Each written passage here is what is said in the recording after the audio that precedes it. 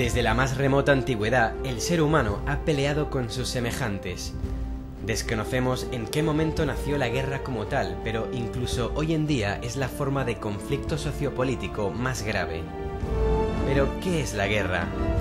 ¿Es un instrumento político al servicio de un Estado u otra organización? ¿Cómo han evolucionado las teorías de la guerra a lo largo de la historia? Además de la tecnología, ¿cuáles son las grandes diferencias entre las grandes contiendas griegas o romanas y la de nuestros días? Para abordar estos y otros temas vinculados a las teorías de la guerra, contamos en la tertulia de esta noche con la presencia de dos expertos en la materia. Don Emilio Sánchez de Rojas Díaz, coronel jefe del Departamento de Estrategia y Relaciones Internacionales de la Escuela Superior de las Fuerzas Armadas, que ha participado en diversas misiones internacionales, y don Federico Aznar Fernández Montesinos, capitán de corbeta de la Armada, doctor en Ciencias Políticas, profesor de Estrategia y Relaciones Internacionales en el Centro Superior de Estudios para la Defensa Nacional y autor de Entender la guerra en el siglo XXI y la ecuación de la guerra.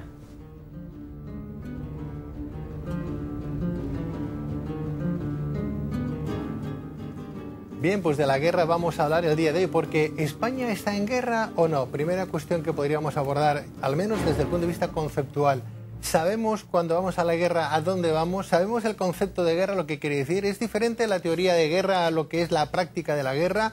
¿Quién va a la guerra y por qué se desenvuelve o se lleva adelante esa capacidad que tiene el ser humano bélica de discutir, de enfrentarse, de matar a otro ser humano? Al fin y al cabo, todos venimos a este mundo pues a intentar pasar una estancia agradable, feliz, placentera, llena de paz, de armonía. Pero ¿por qué el ser humano busca esos avatares tan complicados, esos cambios de paradigmas que no nos llevan absolutamente a nada? ¿Hemos aprendido algo de nuestros ancestros sobre la materia de la guerra o no? Vamos a descubrirlo con nuestros invitados esta noche, invitados de excepción, como es el coronel don Emilio Sánchez de Rojas Díaz. Está con nosotros. Coronel, muy buenas noches. Buenas noches. Bienvenido. Muchas gracias. Gracias. Y a don Federico Aznar Fernández Montesinos, capitán de corbeta, perdón. Muy buenas noches, capitán. Muy buenas noches. Bienvenido, don Federico. La pregunta que yo les hago a los dos es exactamente, ¿la guerra es, desde un punto de vista teórico, es un prisma conceptual o qué es?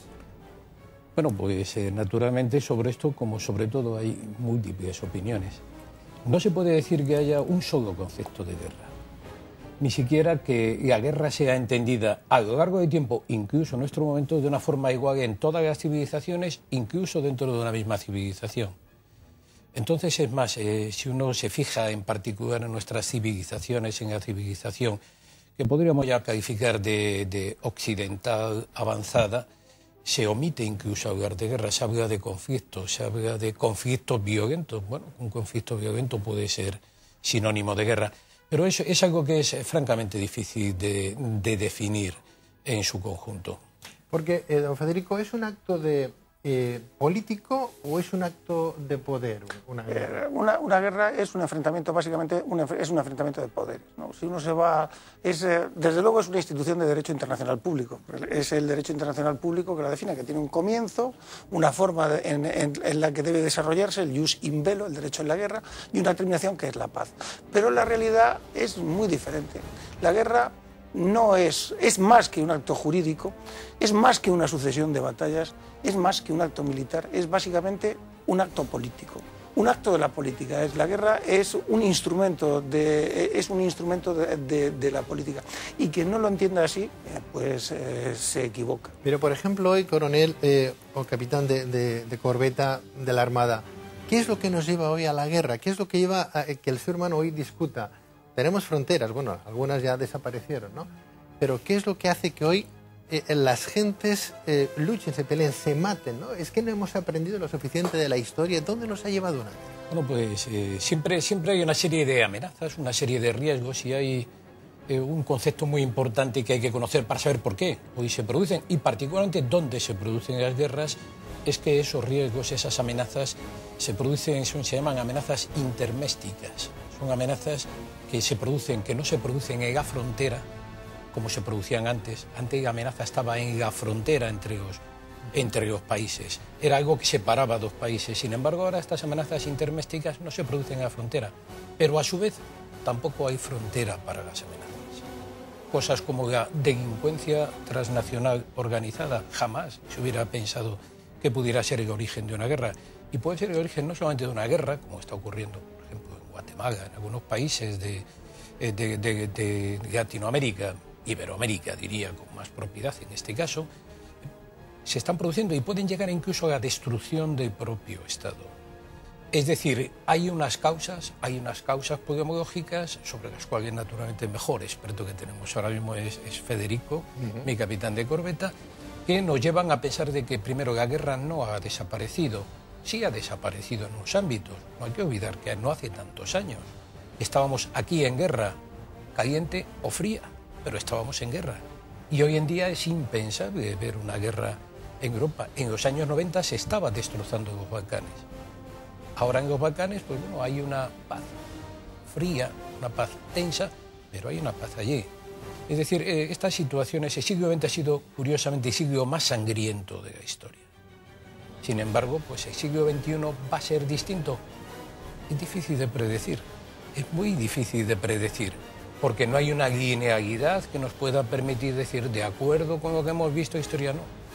La historia es un factor, pero no es el único factor.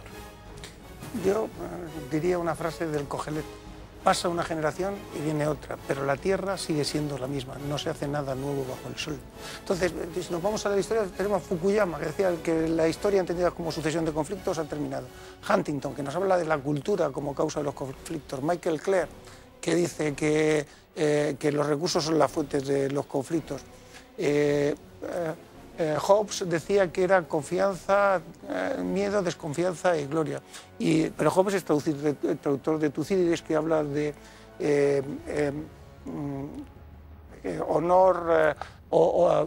honor, miedo y seguridad. Hoy hay otros que dicen de need, greed and creed, necesidad, credo o necesidad credo o avaricia. Básicamente las razones siguen siendo las mismas. Nosotros en el departamento pues hablamos de 3 niveles, hablamos de un nivel, llevamos la pirámide de Maslow, ¿no?, de los recursos, ¿no? El acceso a los recursos pues sería una de las causas. Otra de las causas, relacionada como puede ser la alimentación, tal, puede ser la autoestima, el deseo de promoverse, y una tercera causa pues es la necesidad de la seguridad. Es decir, al final todo se reduce a lo mismo, y yo no creo que en los próximos 100 años, si el hombre no deja de ser hombre, las causas vayan a ser distintas. O sea, dentro de 100 años y de 200 o de 500 el hombre seguirá enfrentándose con su exactamente. Lo que pasa es que los valores pues están en su naturaleza. Los valores o los paradigmas a lo mejor habrán cambiado. Sí. Antes se luchaba por fronteras, por conseguir cierto material de una tribu, de un poblado, ¿no?, de una cultura, o no, de sus... Ahora quizás es diferente, ¿no? Desde mi punto de vista ahora hay más una guerra más espiritual, religiosa, que no de poder, porque ahora no pueden, bueno, al menos en lo que conocemos nosotros Europa, ¿no? En otros países posiblemente el acceso a los recursos, las luchas petróleo y compañía. Las luchas por el petróleo.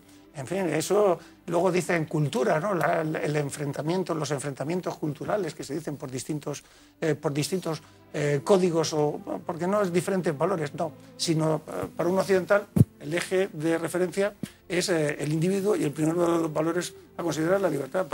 Para muchos musulmanes no, para muchos musulmanes el eje de referencia es la comunidad, y el primero de los valores a considerar es la justicia, y a partir de ahí se produce un cambio. Claro. Entonces, esto, para que haya enfrentamientos tiene que haber partes, tiene que haber un otro. Si no hay otro, no hay enfrentamientos. Hay escala en las guerras, hay valores. Hablamos de invadir, por ejemplo, un país, pero hablamos de invadir un país casi tercermundista. Yo no me veo a Francia invadiendo España para llevarse el petróleo que podamos tener aquí, por decir, ¿no?, que no tenemos como lo tienen otros países, ¿no? Quiero decir que tiene que haber una escala de valores, hay una escala... de situación, la gente está más preparada. Hay unos marcos de valores. Hay que pensar que de alguna forma no hay una división ideológica del mundo, no hay una bipolaridad del mundo, aunque deberíamos decir polaridad, que ya implica bi. Pero sí hay una división del mundo entre una parte que podemos llamar una parte integrada, una parte que tiene acceso a todos los recursos, que tiene acceso a Internet, que tiene unas capacidades, y una parte que queda un espacio, un abismo no integrado que está allí. En esas fronteras, efectivamente, hay unas diferencias, primero, de los marcos de valores. Eso, yo he tenido la suerte de estar viviendo 3 años en Egipto, y he tenido la suerte de estar en el Líbano y en otros sitios donde he tenido ocasión de conocer otras culturas, y notas esas grandes diferencias. Nuestro marco de referencia no es el mismo marco de referencia que tienen otras culturas. Luego, ese aspecto cultural, ese aspecto religioso también, que es un elemento para nosotros subsidiario, porque el hombre es aquí el individuo, ese que está en el centro de ese universo nuestro, no es el mismo sistema de valores que tienen en un país como es Egipto, un país que es relativamente avanzado dentro del mundo árabe, donde Dios, Alá, está en el centro de esos valores. Pero eso no significa que nuestros valores sean mejores o peores, pero hay 2 marcos de referencia que son distintos. Sí es cierto que hay unos elementos mínimos, yo siempre defendía esto, que hay unos elementos mínimos que no se pueden, unas líneas rojas que no se pueden sobrepasar hacia abajo, que son los derechos fundamentales que están contemplados por la Carta de Naciones Unidas. Esos son universales, siempre me acusaban, me decían, bueno, pues que son unos derechos de una clara inspiración cristiano-occidental. Yo, es posible que sí, pero son derechos universales de los cuales pues jamás podremos bajar a la hora de discutir. A partir de allí es en ese compartir, aprender unos de otros, ¿no? En fin, esas aproximaciones que muchas veces hacemos nosotros, decir, nosotros somos mejores, nosotros no tenemos guerras. Bueno, ahora no, pero hace 40, 50 años sí que teníamos guerras. Habla el coronel Sánchez de Rojas Díaz, don Federico, de ese estado de subsidiario que tenemos todos el resto de la humanidad, ¿no? Evidentemente tenemos países que están en crisis económica, que están en unas latitudes importantes, en otro mundo casi, ¿no? Donde impera la invasión, impera el quererme quedar con tus tierras, petróleo y demás, porque están un poco desfasados a lo que nosotros estamos viendo, por ejemplo, en Europa o en América. Decíamos, no nos vemos Alemania invadiendo a Francia o Francia invadiendo... hay otros conceptos y otros valores, pero hay una carga subsidiaria, este primer mundo con un tercer mundo, que sería el por qué nosotros vamos también a la guerra. ¿España está en guerra, por ejemplo, a día de hoy o no? Vamos a ver. La guerra es una forma de relación. Entre quienes no hay relación, no hay guerra. España no está en guerra, que yo sepa. Cuando enviamos soldados, tropas a diferentes frentes, eso significa vamos de ayuda humanitaria, que no de guerra. Somos como una especie de Cruz Roja cuando vamos a velar, a vigilar. Que yo sepa, no. Nosotros atendemos a nuestra misión. Es que los conflictos, es que hay que entender los conflictos. Vamos a ver, los choques entre mundos, los choques dentro de un mismo mundo pueden ser una prueba de voluntad. Puede ser una prueba de voluntad. Una prueba de voluntad, gana uno, se impone al otro y se resuelve el problema.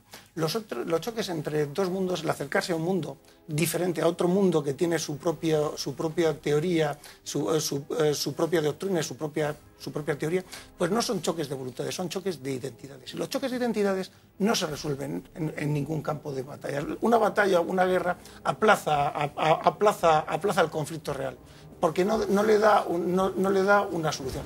Las guerras de hoy en día pues necesitan de otras cosas, son guerras, son conflictos, los conflictos de hoy en día necesitan de otro tipo de resoluciones, necesitan de tiempo, necesitan de pedagogía, necesitan de otras opciones, de otras respuestas que no son solo la militar, son zonas que tienen un alto contenido conflictivo y que la presencia de militares es imprescindible, pero junto con los militares viene la verdadera respuesta, que es enseñar, que es la pedagogía, que es el apoyar, el reforzar, sobre todo el reforzar el Estado, sobre todo el reforzar. La clave de los conflictos de hoy en día no se trata tanto de imponer tu voluntad, sino de reforzar las estructuras de gobernación y sobre todo su sociedad civil. La democracia pues ya es un paso más allá y bueno, esa es la dirección correcta. Estamos en esta tertulia en Tierra de Sueños, hablando de la teoría de la guerra con 2 insignes invitados hoy en esta su plataforma televisiva. Nos vamos a unos pequeños mensajes comerciales y volvemos inmediatamente con ellos.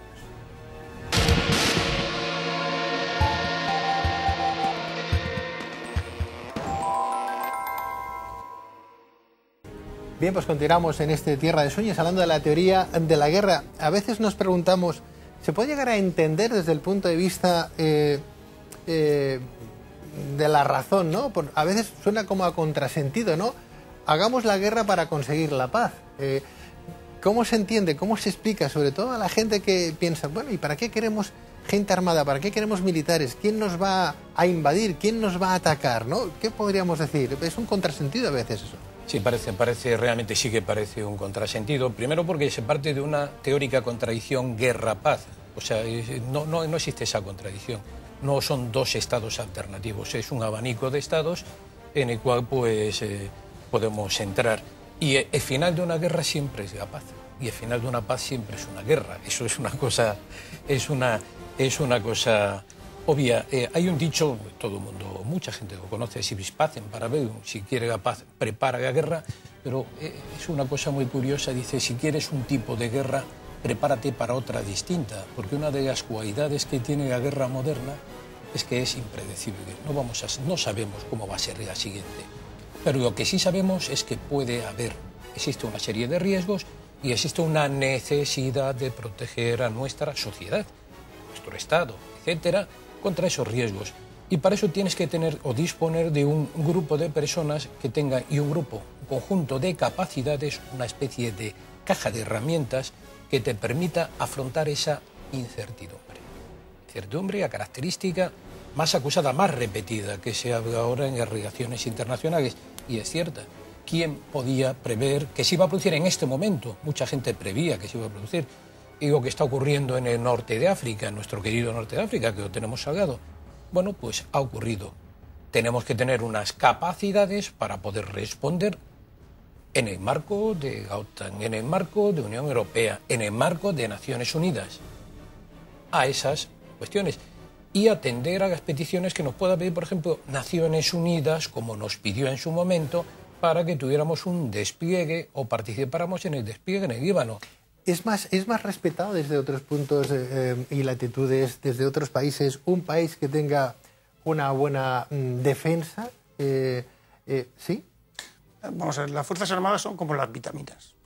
Tú, si te pasas, bueno, puedes incurrir en ciertos riesgos, pero si no las tienes, es peor. Es decir, muchas veces se dice, la culpa de las guerras la tienen los ejércitos. No, las guerras son anteriores a los ejércitos. Surgen los ejércitos porque hay guerras. Es decir, es una derivada. Y por otra parte, el tener unos ejércitos demasiado pequeños puede ser un factor belígeno. España, en 1808, fue invadida porque sus fuerzas armadas, que eran 65.000 hombres, no podían competir con las de Napoleón. Y Napoleón, que era capaz de levantar 1.300.000 hombres, pensó que perder 150.000 en España pues era suficiente. Fíjese usted un caso en que tener pocas fuerzas armadas es causa de una guerra. No obstante, don Federico, claro, hablamos de la teoría de la guerra, hablaremos también de ese conflicto, esos conflictos que hoy pueden estar en las mentes de cada uno de nosotros, si no en este espacio de televisión sí que lo podemos tocar en otras ocasiones, ¿no? Pero a mí lo que me preocupa es, habla usted de la historia pasada, ¿no? Yo no sé qué aprendemos de la historia. Todo. ¿Sí? Todo. Un pensador chino, Sun Tzu, siglo VIII o VII antes de Cristo, es la fuente inspiradora, por ejemplo, de generales como Mao, por citar algunos, y muy leído por quienes practican lo que se ha venido a denominar guerra asimétrica. Por ponerle un ejemplo. Y si aprendemos de esas guerras anteriores, entonces las guerras de hoy son más tácticas, son más de pensamiento, son más de poder, tengo tanto, no te metas conmigo, y si te vas a meter conmigo hay un planteamiento, una táctica, ¿es más teórica o es más práctica como hace siglos atrás? Clausewitz te decía que si Clausewitz Napoleón fue el gran genio, ¿no? Y Clausewitz, uno de sus intérpretes, y él te decía que siempre aparecerá alguien que romperá a golpes tus armas. Si tú empleas mucho una forma de hacer la guerra, si tú como nos hemos pasado mucho nosotros en la tecnología, siempre aparecerá alguien que será capaz de neutralizar ese factor de ventaja. El factor de ventaja tecnológico. Y esto ha sido pues la guerra asimétrica. La guerra asimétrica no es solo un enfrentamiento entre dos fuerzas con capacidades disimilares, sino entre dos diferentes modelos estratégicos. Un grupo armado o un país que ve que en el plano militar no tiene nada que hacer, obviamente la guerra es una lucha de poderes, utiliza otro plano distinto al militar, donde sabe que va a ser empleado de forma económica, o busca elementos, o escoge técnicas como el terrorismo de gran resonancia y que también tiene sus efectos, porque piénsese que la guerra es instrumental, sirve a un Estado. En el momento en que no sirve, se empiezan a buscar otros instrumentos. Hemos perdido un poderío, coronel, frente a terroristas, por ejemplo, que puedan venir a hacernos daño como lo que nos pasó hace unos años atrás. No hemos perdido poderío. Hemos tenido que readaptarnos. Todos, las fuerzas de seguridad, ya no se entiende una amenaza, como es la amenaza terrorista, nacional, interna e internacional. Para el tema de Fuerzas Armadas, fundamentalmente internacional, sin una aproximación multidisciplinar, una aproximación única de todos los actores. Es decir, eso lo hemos aprendido a partir de, inicialmente se empezó después del 11 de septiembre, pero fundamentalmente y en España, y hemos aprendido mucho a partir del 11 de marzo. Conocemos muy bien la guerra, esa guerra, entre comillas, asimétrica que hay entre lo que serían los grupos terroristas, particularmente los grupos terroristas globales como es Al-Qaeda y próximos a Al-Qaeda.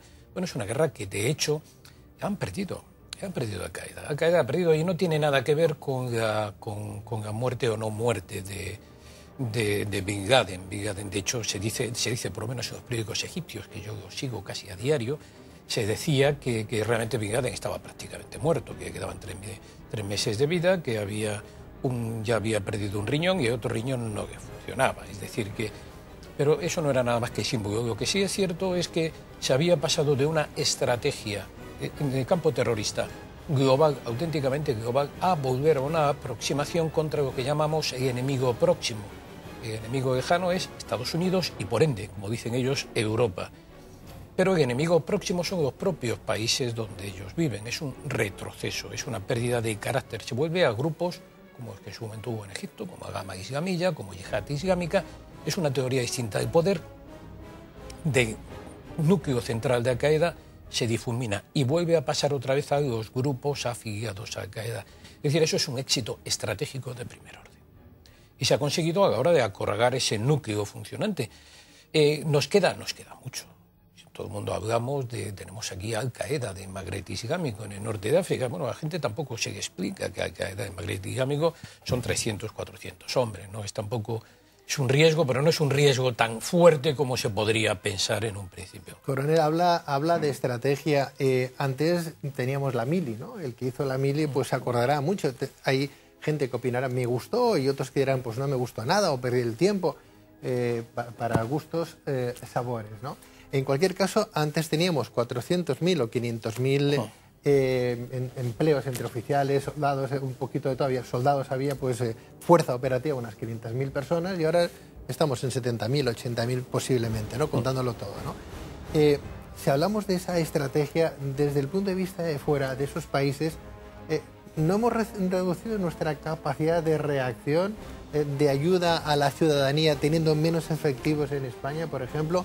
Ahora hay un desastre, ¿no? Lo que hemos visto recientemente en la región de Murcia.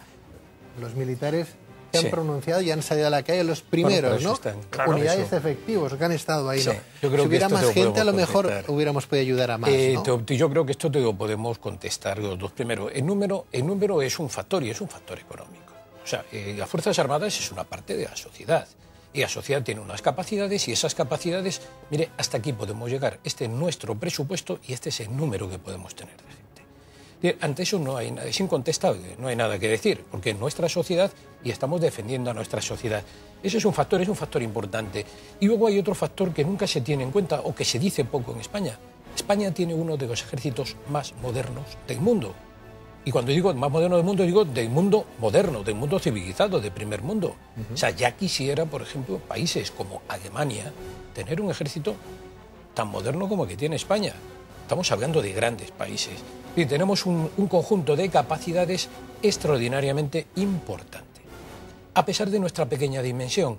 ¿Por qué? Porque adoptamos un sistema de planeamiento que se llama planeamiento por capacidades, que realmente en funcionamiento lo tienen 2 países en el mundo, que son España, que fue el primero que lo puso en marcha, aunque no fuera su idea, y Estados Unidos, que también lo tiene en marcha.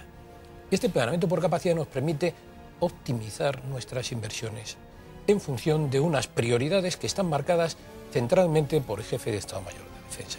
No se puede imaginar lo que eso significa a la hora de conseguir esos recursos imprescindibles que nos permita tener, por ejemplo, un sistema de mando y control que es la envidia de países importantes en el mundo. O tener unas fragatas que son la envidia de Australia hasta el punto que nos las va a comprar, o las está comprando. Es decir, tenemos unos medios nacionales, además muchos de ellos producidos a nivel nacional, que nos dan unas capacidades importantes y unas capacidades únicas. No todos los países tienen estas capacidades. Todo ello con un presupuesto que, hay que decirlo, es uno de los más bajos de Europa y por ende en tanto por ciento del Producto Interior Bruto del mundo. Pero con una gran apuesta, por ejemplo, del Ministerio de Industria por la modernización y apoyo a esta industria de defensa, que ha sido determinante. Añadir que, bueno, que el servicio militar tuvo su época fue muy valioso. Piénsese sus orígenes, la ley Carnot, la Revolución Francesa, el jacobinismo. El servicio militar es fundamental, intercambió los papeles de ciudadano y soldado. Sirvió a la construcción de nuestra sociedad, le añadió tejido social, sirvió al desarrollo de la democracia, todos iguales, todos quienes servían en las murallas tenían los mismos derechos una vez que se bajaban de ellas, fundamental. Pero corresponde a otro paradigma, a otro modelo, que son las guerras llamadas de segunda generación.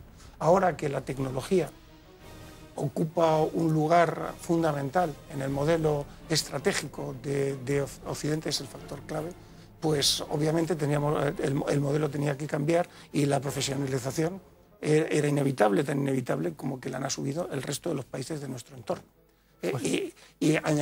Las Fuerzas Armadas Españolas son probablemente las más eficaces, puesto que cumplen su misión, y también de las más eficientes. Y yo, como marino, no puedo sentirme sino orgulloso de tener una marina que sería, que es la envidia de mi padre, que también era marino, de mi abuelo, que también era marino, y de muchos países de nuestro entorno.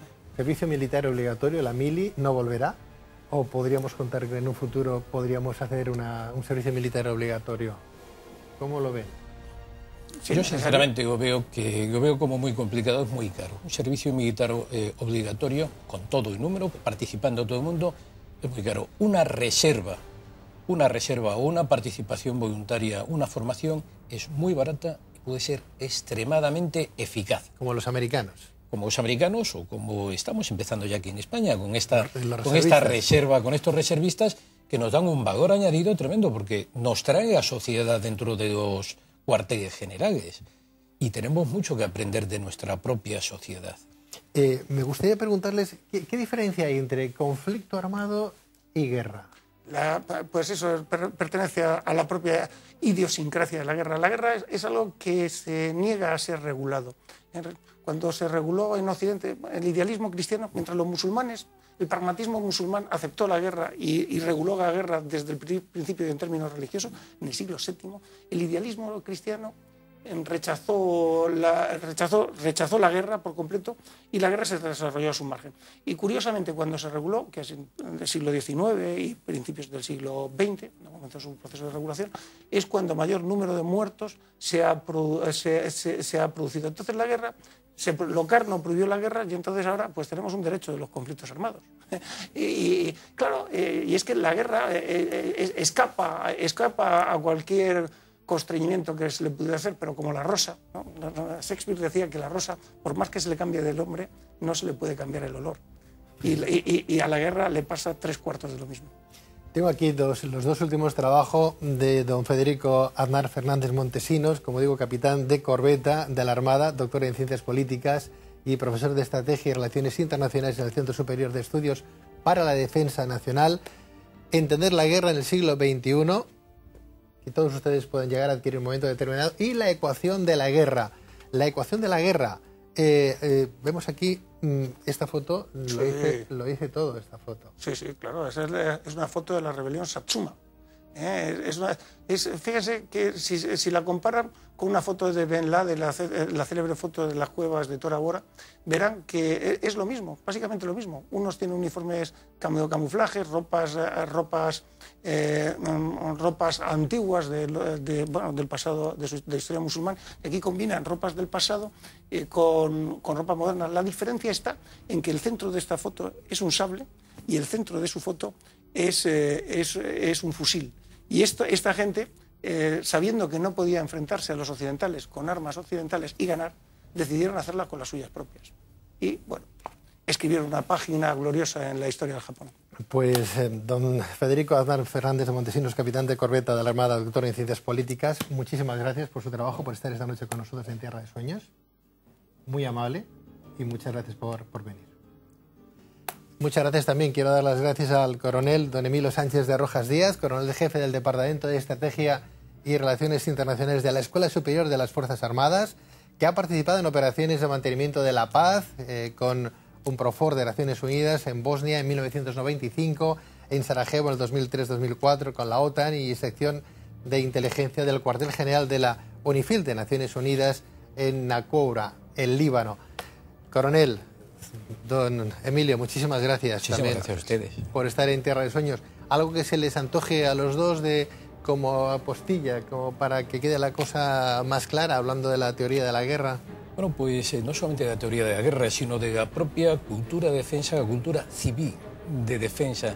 Y agradecerle especialmente que nos llame aquí para hablar de estos libros y que nos permitan, pues, quizá dar una imagen distinta, ¿no?, de lo que somos los militares y de por qué esta cultura de seguridad, que a todos nos implica, que a todos nos lleva, es importante.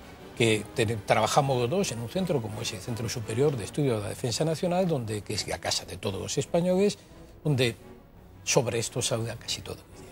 Bien, pues don Emilio, muchísimas gracias. Yo diría que estudiar la guerra no es justificarla, sino es hacer lo que hace el oncólogo, luchar contra ella. Muchas gracias. Muchísimas gracias y muy buenas noches.